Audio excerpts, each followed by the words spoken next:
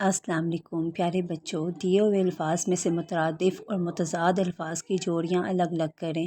یہ ہمارے پاس چند الفاظ ہیں، ہم نے ان میں پہلے الفاظ مترادف الگ کرنے ہیں اور اس کے بعد ہم نے الفاظ متضاد۔ اب الفاظ مترادف کیا ہوتے ہیں؟ جو لفظ ہے اسی کا مطلب معنی آپ نے لکھنا ہے۔ جیسے سورج ہے، اب سورج کو ہم لوگ شمس بھی کہتے ہیں، ٹھیک ہے؟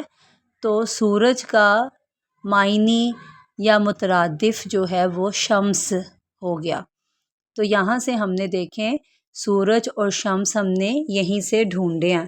اب دوسرا لفظ انسان ہے، تو انسان کو ہم بشر بھی کہتے ہیں، ٹھیک ہے؟ تو انسان کا مترادف کیا ہو گیا؟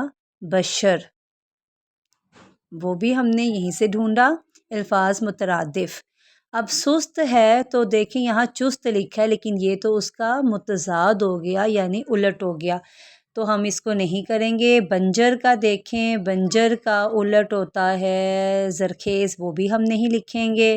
اب ہمارے پاس ہے جہنم، جہنم کو ہم دوزخ بھی بولتے ہیں، تو یہ ہیں ہمارے الفاظ مترادف، یعنی ایک جیسے الفاظ